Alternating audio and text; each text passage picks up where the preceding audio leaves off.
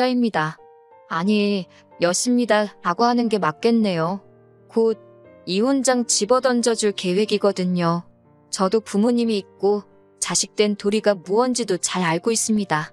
시부모님이 말 그대로 시부모님이지 정말 극극소수의 상황을 제외하고는 결국 제가 시부모님에게 진짜 딸이 될 수 없듯이 저한테도 시부모님이 진짜 부모님이 될 수는 없는 노릇이잖아요.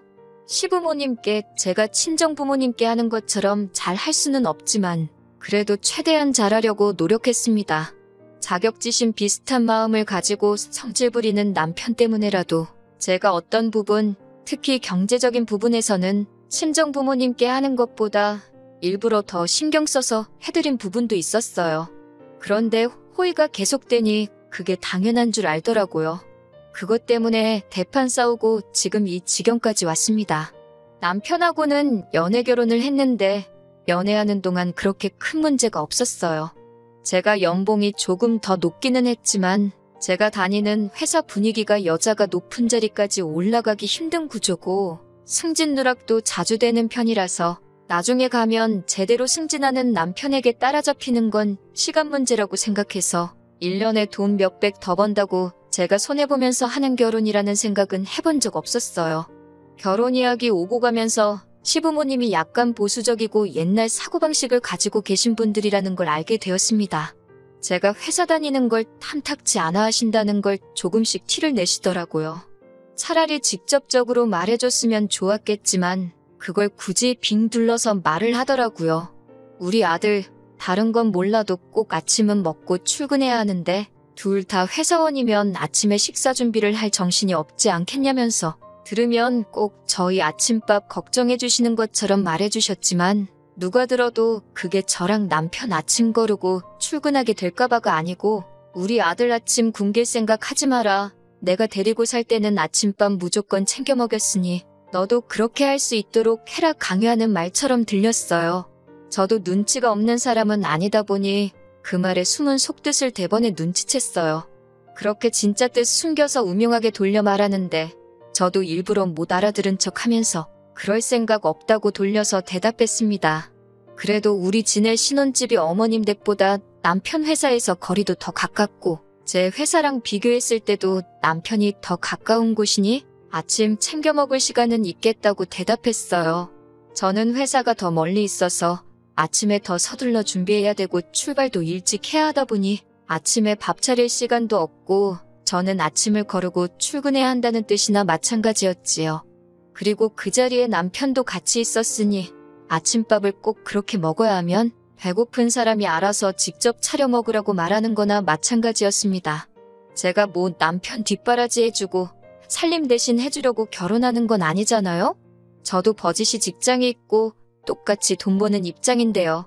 시어머니 입에서는 여자가 무슨 돈이냐? 집에서 살림 잘하고 남편 밥 든든히 먹여주는 게 여자 할 일 아니겠냐라고 말을 하시고 싶었겠지만 저한테 직접 하지는 못하셨어요.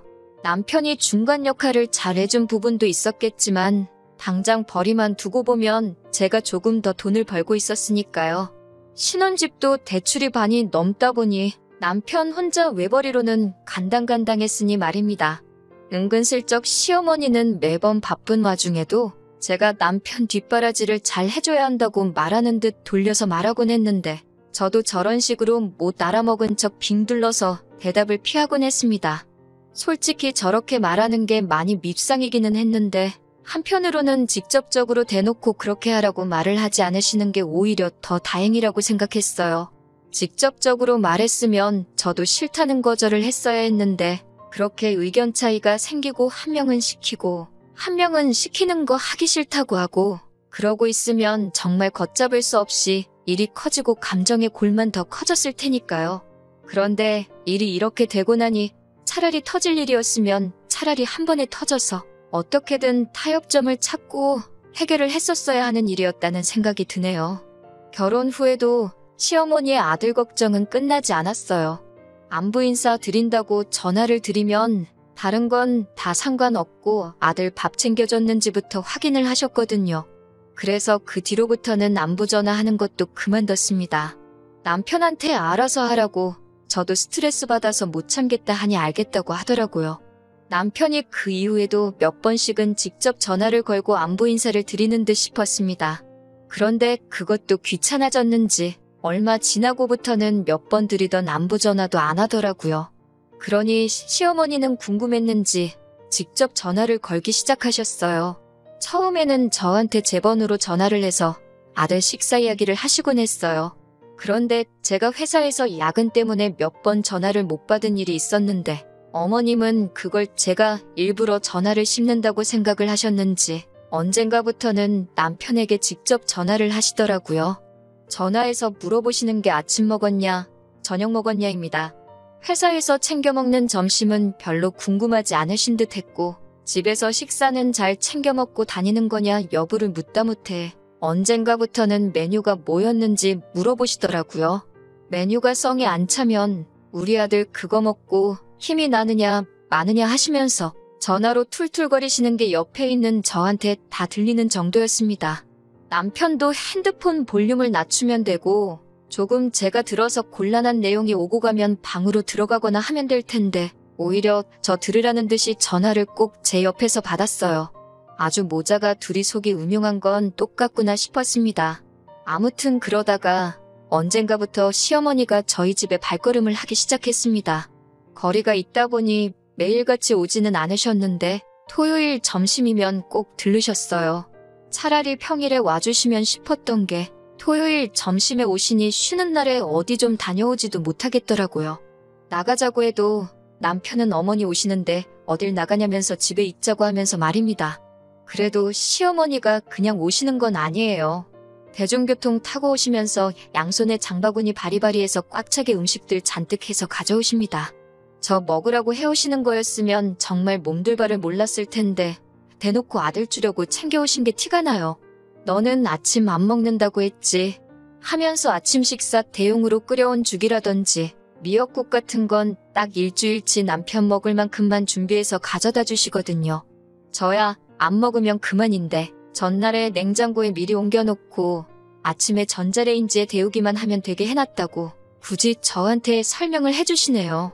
대답만 해드리고 어머님 가시면 남편한테 알아서 챙겨 먹으라고 말을 하니 이것 가지고는 그렇게 스트레스를 받는 편은 아니에요. 밑반찬 같은 것들이야 저도 솔직히 밥 먹을 때 같이 먹을 수 있으니까 챙겨오시는 게 무조건 남편을 위해 챙겨오는 거라고 단정 짓기에는 무리가 있는 부분이 있지요. 아들 내외 먹으라고 매주마다 반찬 바리바리 싸들고 대중교통 타고 신혼집까지 날라주시는 시어머니가 또 어디 있겠어요? 감사한 마음도 어느 정도는 가지고 있었습니다. 물론 해다 주시는 것들 전부 제 의사와는 상관없이 다 남편이 좋아하는 것들이긴 합니다. 같은 재료를 쓴 음식이라도 다 남편 입맛에 맞게 요리해주세요. 예를 들자면 저는 간장과 참기름에 은은하게 무친 무말랭이를 좋아하는데 남편이 고추 양념에 무친 걸 더 좋아하면 남편이 좋아하는 쪽으로 해다가 주시듯이 말입니다. 식성이 다르니까 그건 어쩔 수 없다고 생각해요. 그래도 밑반찬이 있으면 귀찮을 때는 즉석밥 데워서 반찬만 꺼내 먹어도 한 끼 뚝딱 하니까 해주시는 것만도 감지덕지합니다. 그래서 언젠가부터는 매번 그렇게 오실 때마다 제가 10만 원에서 20만 원씩 다로 그때그때마다 챙겨드렸어요. 어디 가서 당신이 살림만 하는 며느리한테 반찬이고 다 해다 주는데 며느리는 시모를 빈손으로 집에 돌려보낸다. 그런 이야기 듣고 싶은 생각이 없었거든요. 물론 제가 와달라 부탁드린 적도 없고 반찬에다 달라 부탁드린 적 한 번도 없지만 말이에요. 특히 매번 토요일에 오시는 것 때문에 솔직히 어디 나가지도 못하고 저도 불만이 많지만 이게 며느리돌이라고 생각했고 괜히 아무것도 안 해서 친정부모님이 저 가정교육도 똑바로 못 시켰다. 이런 이야기 나오게 되거나 그렇게 생각하실 수도 있게 만드는 것도 싫었어요. 또 제가 이렇게 어머님한테 잘하면 남편도 덩달아서 친정부모님한테 잘할 거라고 생각했었거든요. 남편이 친정부모님한테 능글맞게 농담도 먼저 건네고 어려워하지 않고 잘하기는 했어요. 그런데 제가 시어머니한테 경제적으로 하듯이 남편이 나서서 해주는 부분은 따로 없었습니다. 가령 저희가 친정에 방문했을 때 친정어머니께서 남편한테 우리 사위 뭐 먹고 싶은 건 없는가? 하고 물어보시면 그날 외식 메뉴를 남편이 정하곤 했습니다. 그런데 남편이 나서서 계산을 한 적은 한 번도 없었어요. 보다 못해 제가 내기는 했는데 그렇게 안 했으면 아마 친정 부모님께서 계산을 하셨을 거예요. 남편은 한다는 말이 뭐 먹고 싶은지 먼저 물어보셨고 사주신다고 하셨으니 우리가 계산할 필요도 없는 거라고 아주 뻔뻔하게 나왔었습니다. 그래도 처가라고 어려워하지 않고 아버지 안마도 해드리고 하면서 싹싹하게 구는 부분이 있어서 그런 모습 보고 많이 참아왔어요. 그런데 이번 사건을 계기로 남편은 제가 자기 어머니한테 잘하는 걸 가지고선 제가 노력하고 있다고 생각하는 게 아니라 제가 어머님한테 잘하는 걸 당연하다고 여기고 있다는 사실을 알게 되었고 말도 안 되는 억지를 부리는 걸 보고 이혼까지 결심하게 되었습니다. 언젠가 어머님이 평일 저녁에 저희 집에 오신 적이 있어요. 별 이유는 아니었고 남편이 곶감을 좋아하는데 어디서 곶감이 들어왔다고 그거 몇 개 챙겨서 주러 오셨던 거였죠. 저는 먹지도 않는 과일이기도 하고 그날 저는 퇴근이 늦어서 집에 없었습니다. 퇴근하고 나니까 곶감은 다 먹고 없었어요. 좋아하는 과일도 아니기에 별로 서운하지도 않았습니다. 그런데 어머님이 굳이 저를 보고 가야겠다고 기다리고 계셨다는 거예요. 저를 그렇게 보고 싶어 하실 분이 아니었는데 웬일로 그러시나 했어요. 인사를 드렸는데 반응도 뜨뜻미지근하시고 저도 어서 빨리 옷 갈아입고 쉬고 싶은데 어머님은 그냥 소파에 앉아서 TV만 멀뚱멀뚱 보시지. 저를 기다리셨다는 분 치고는 너무 관심조차 주지 않으시더라고요. 저도 뭔가 싶어서 일단 옷 좀 갈아입고 오겠다고 방으로 들어왔습니다. 그런데 남편이 저를 따라 들어오더니 평소에는 여우 같더니 오늘따라 왜 이렇게 눈치 없는 척을 하고 있냐고 하면서 어머님 용돈이 필요하시니까 온 거 아니겠냐고 돈을 내놓으라고 하더라고요. 주말에 반찬 같은 거 주고 가실 때야 무조건 제 건 아니지만 저도 받은 게 있으니 드리는 건데 이게 오실 때마다 드리다 보니 제가 무슨 돈 필요할 때 집에 들르시기만 하는 ATM 기계 정도로 생각하셨나 봐요. 지난 주말에 오셨을 때 드리지 않았느냐. 3일 만에 다시 오신 건데 돈을 왜 또 드려야 되냐고 남편한테 되물었습니다. 생활비 제외하고 나머지 돈은 반반 결혼했으니 각자 관리하기로 해서 그렇게 하고 있었는데 용돈을 드리고 싶으면 네 돈으로 드리면 되지. 왜 나한테 주라고 하는 거냐고 한마디 했어요. 남편은 저한테 한다는 말이 시부모는 며느리가 챙겨야지 진짜 효도 아니겠냐고 하는 거예요. 어이가 없어서 지는 장인장모 얼마나 잘 챙긴다고 저렇게 말을 하고 있으니 어이가 없더라고요. 그러더니 이어서 저한테 그럴 게 아니라 자기 어머니한테 신용카드 하나 만들어주라는 겁니다. 어떻게 어머니가 용돈 필요하실 때마다 매번 여기로 돈 받으러 오시라고 할 수 없지 않냐고요. 제가 뭘 잘못 들었나 싶었습니다. 용돈을 드리라는 것도 어이가 없고 드릴 거면 네 돈으로 주라고 하고 있는 상황인데 한다는 말이 저보고 지금 시어머니 신용카드 하나 만들어달라고 하니 말이지요. 제가 매주 드리는 돈도 있는데 신용카드가 어디에 필요해서 만들어드리라 하는 거냐 따졌습니다. 그런데 어머님이 밖에서 저랑 남편 말을 듣고 있으셨는지 다투는 소리가 나니까 방문을 활짝 열고 들어오시더라고요. 오시고 싶을 때마다 맘대로 오시는 것도 모자라서 안방문까지 벌컥벌컥 열고 들어오시니 그때부터 점점 저는 기분이 나아질 일이 없었어요. 그런데 방문 열고 들어오셔가지고는 하신다는 말이 며느리가 할 일을 당신이 대신 해주고 있는데 그깟 돈이 아깝냐는 겁니다. 동네의 다른 집들 보면 다들 며느리들이 시어머니를 하늘같이 우러러본다면서 회사를 나가기는커녕 시간 있을 때마다 시댁에 와서 집 청소며 빨래같이 집안일을 해주고 간다는 거예요. 당신이 그런 효도 받고 싶다고 그러는 것도 아니고 제가 바쁜 걸 아니까 남들 효도해주는 만큼 제가 경제적으로 해주면 되는 거 아니냐고 하시는 겁니다. 도대체 그런 며느리가 어디 있냐고 했어요. 차라리 저보다 용돈을 더 잘 주는 며느리가 있다면 믿겠는데 제 또래 여자들 중에 부르지도 않은 시댁에 매일같이 방문해서 스스로 식모 노릇하면서 사는 여자가 정말 세상에 있냐고 했죠. 지금 제가 드리고 있는 것도 결코 적은 돈 아니고 다른 집 며느리였으면 어머님 매주 주말마다 오시는 건커녕 집 근처에는 얼씬도 못하시고 저희가 찾아뵐 때 아니면 아들 얼굴 보기도 힘든 게 현실이라고 말씀드렸습니다. 그러니 시어머니는 노발대발하면서 지금 자기가 거짓말을 하고 있다고 말하고 싶은 거냐면서 시모가 며느리 본다고 이 밤늦은 시간까지 기다렸으면 가만히 돈 10만 원 찔러주면 되는 거지. 그깟 돈 좀 부린다고 유세를 부리냐고 소리를 고래고래 지르시더라고요. 남편도 저한테 왜 그러니까 일을 크게 만드냐고 돈 조금만 들이면 끝날 일 아니냐고 하는데 어이가 다 없더라고요. 일 크게 만든 것도 그쪽이고 돈 조금 들이는 것도 지 돈 들였으면 되는 거 아니었나 싶었어요. 막말로 제가 씹고 뜯어볼 곶감 찌꺼기라도 있었으면 인사치레로 돈 3만 원 정도는 들였을 텐데 가져온 건 며느리 없는 동안 지들이 다 처먹어 놓고 오가느라 고생했으니 돈 내놓으라고 하는 게 날강도도 그렇게 돈을 뜯어가지는 않겠다 싶더라고요. 말 많아지고 시끄러워지는 것도 짜증나서 지갑에서 10만 원 꺼내서 드렸습니다. 시어머니는 결국 자기가 이겼다고 생각했는지 의기양양해서 그 돈 받자마자 정말 1분도 안 지나서 짐 싸들고 돌아가셨어요. 남편은 저한테 그러니까 이렇게 쉽게 끝날 걸 질질 끌어가지고 서로 다 기분 상하고 마음 상하게 만드냐고 하면서 잔말 말고 신용카드 만들어서 오라고 하더라고요. 제가 달라는 돈을 쉽게 넘겨주기는 했지만 이 일을 더 이상 쉽게 넘길 생각은 없었습니다. 쉽게 넘겼다간 제 자신이 이 집의 며느리가 아니라 시어머니의 개인 지갑이 돼버린다고 선언하는 거나 마찬가지였으니까요. 제가 제 몸을 스스로 지옥불에 던져버리면서까지 살아야 할 필요가 없다고 생각했습니다. 그래서 더 이상 어머님한테 드릴 돈은 없고 너한테도 기대하는 거 없다고 이혼하자고 이야기를 꺼냈습니다.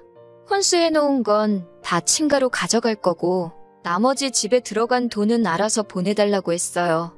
알아서 안 보내면 이혼소송이든 뭐든 간에 내가 얼마 손해를 보던지 상관하지 않고 위자료까지 해서 어떻게든 너한테 큰 손실을 입히겠다 한마디 했습니다. 이혼하자는 말에 남편은 벌써부터 얼굴이 새하얗게 변해서는 미안하다고 사과를 하더라고요. 엄마가 대중교통 타고 고생해서 온 모습을 보니 자식된 도리로 그냥 두고 볼 수는 없었다나요? 효도가 하고 싶으면 네 돈으로 하라고. 왜 니네 엄마한테 효도할 때만 내 지갑을 네 지갑처럼 쓰려고 하는 거냐고 하니까 무작정 미안하다고 다음부터는 그러지 않겠다고 하더라고요. 내 돈으로 생색내면서 효도할 때부터 그 정도 각오가 없었던 거냐고 물으니 아무 말도 못하더군요. 일단 제가 짐을 빼서 집을 나가고 싶었지만 피곤했던 관계로 그날은 그냥 집에서 하루를 더 보냈습니다. 자꾸 옆에 와서 사과하려고 들길래 서재에 입으라고 베개 들고 들어가서 문 잠궈 놓고 잤네요. 다음 날 출근하고 나서 일하는데 회사에서도 계속 전화기에 불이 나도록 미안하다는 문자를 계속해서 보내더라고요. 간단하게 전부 다 무시해줬습니다. 가는 길에 근처 마트에 들러서 짐 싸가려고 여행 가방 하나를 사가지고 들어갔는데 집에 가니까 남편도 이미 퇴근해 있고 시어머니도 계시더라고요. 저한테 그동안 제가 그렇게 마음고생하는지 몰랐다고 사과하시면서 여태 제가 줬던 돈이라고 하면서 봉투를 내미시더라고요.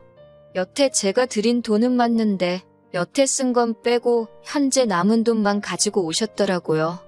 봉투 안에 50만 원 조금 넘게 있었는데 이건 그냥 여태까지 제가 먹은 반찬값 할 테니까 필요 없다고 가지라고 했습니다.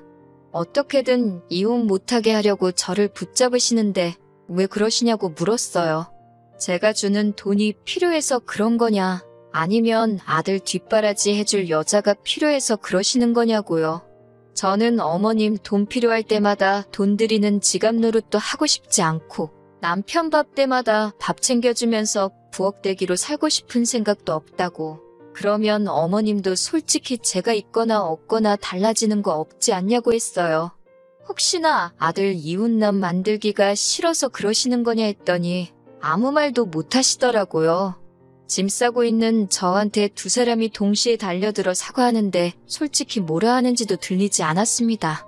다 싸고 나서 나가면서 남편은 이제 직접 엄마한테 효도할 수 있어서 좋겠다고 하고 어머님한테는 그 원하던 아들 뒷바라지 다시 해줄 수 있게 돼서 좋으시겠다고. 나만 빠지면 되는 일이었는데 그것도 모르고 제가 괜히 결혼을 해가지고 이 사단을 만들었다고. 둘이서 잘 먹고 잘 살라고 하고 집을 나와버렸습니다. 그 이후로 오는 연락에 대해서는 다 무시하고 있어요. 합의 이혼을 하려고 하는데 자꾸 사과받고 마음 바꾸라는 식으로 나오길래 얼마 전에 변호사까지 선임을 했습니다. 저도 수임료가 나가게 생겼으니 그동안은 그냥 이혼만 하려고 했는데 이제는 위자료까지 다 뜯어내려고 합니다. 저도 더 이상 믿지고 장사할 수는 없는 노릇이잖아요. 욕심은 끝이 없다더니 그 말이 괜히 있는 말이 아닌 것 같네요. 가만히 냅뒀으면 어련히 제가 며느리돌이 다 하면서 적당히 효도받으시며 살았을 텐데 매주 찾아와서 수금해가는 것도 귀찮아서 신용카드를 만들어 오라니 욕심이 너무 과했지요. 비록 저도 이혼녀 딱지가 붙게 되긴 하겠지만 이런 상황을 질질 끌고 있어봤자 20대 후반에 이혼녀가 되느냐, 30살, 40살이 돼서 이혼녀가 되느냐, 결과는 다 똑같았을 거라고 생각합니다. 차라리 제가 한 살이라도 젊을 때 빨리 이혼을 해버린 게 잘한 일이 아닐까 하는 생각이 드네요. 결혼이 둘만 좋아서 하는 게 아니라는 말이 참 맞는 말인 것 같네요. 솔직히 이번 일로 너무 질려서 한동안은 결혼 생각은 들지도 않을 것 같아요. 하지만 나중에 만약에 제가 다시 가정을 갖게 된다면 아내 때문에 가족까지 등질 필요까지는 없지만 그래도 중간에서 다리 역할 잘해주는 그런 사람을 찾아봐야 할 것 같습니다.